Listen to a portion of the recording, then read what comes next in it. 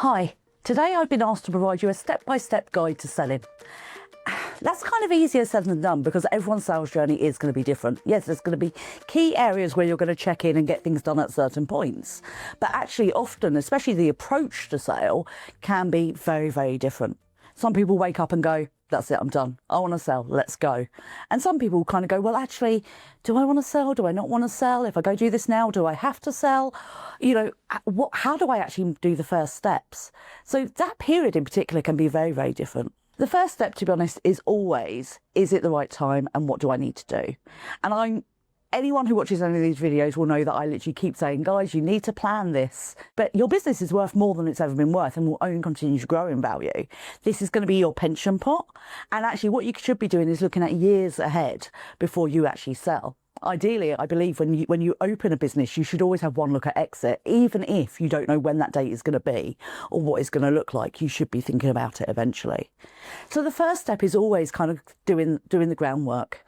And that means starting off by doing a valuation. This may not be your final valuation. The chances are is you might have one every year for the 5 years leading up to sale. But you need to start off and know where you are now. So that's about instructing someone like me to come in, sit down, have a really good natter with you, have a look at what's going on in the business at the moment, have a look at the numbers and say, right, yes, if you were to sell tomorrow, this is the kind of price you're going to achieve. This is the kind of person who's going to buy it. This is the kind of sale it's going to mean for you. And then you can take those things and say, right, well, actually, does the price work? Is it the kind of buyer I want? Is it the kind of sale I want? And if any of those questions are no, then you move on to the next stage. So you say, right, okay, well, how do the numbers break down? Where can I increase value within the business? Where can I actually increase profitability while I'm still there? More often than not, what I am is another set of eyes on someone's account saying, do you realise you're overpaying for that? Or actually, you know, if you look at this operational point, this is going to come down and actually increase your profit. So it's about kind of not only getting the best end price, but also getting the best value out of your business now. Or it may be that actually it's saying, well, no, you know, actually the price is kind of where I thought it would be, but I'm still a couple of years away from sale. So here's some things you can do within the business to prepare yourself for sale. Often when people have more than one setting, they might end up putting them all in the same limited company, which is great, you know, and very easy if your buyer is going to buy all of your businesses at once. But actually, if you could get your best price by selling to a couple of different buyers, one setting to them, one setting to them, then actually what happens is that it might be worth thinking about structuring your business in a way that allows you to do that now, rather than thinking at the point of sale, oh, it would have been so much easier if we'd done that.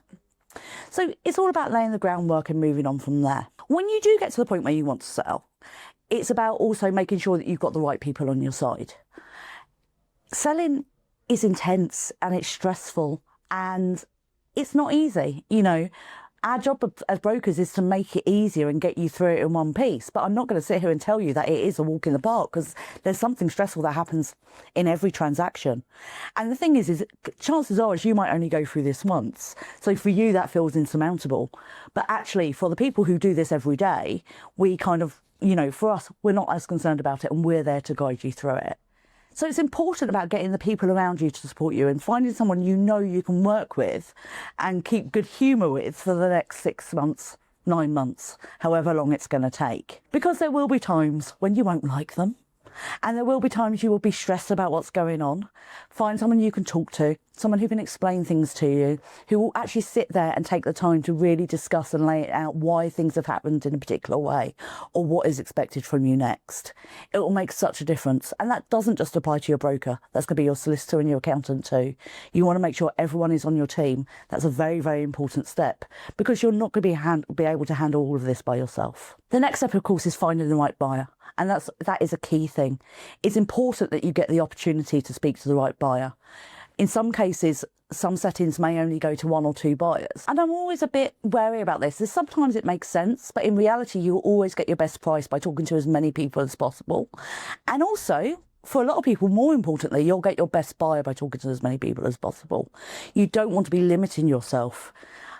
This is an emotional thing as well as a financial one. Yes, the price is very, very important, but it's got to be the right person as well. Someone who's going to carry on and kind of do what you want to do within the setting, and maybe kind of take the next steps that you didn't feel you wanted to take, but really kind of grow it and continue it as it is, your legacy.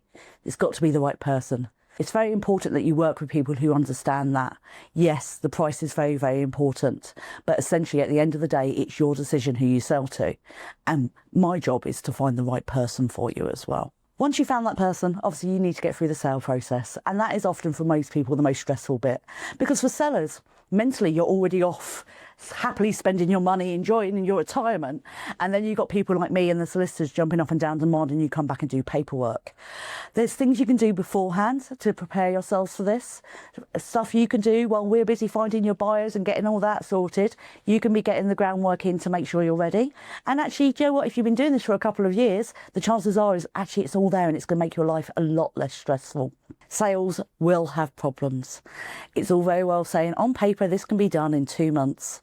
Yeah, a lot of things can be done very quickly on paper, but we all know that's not the way of the world.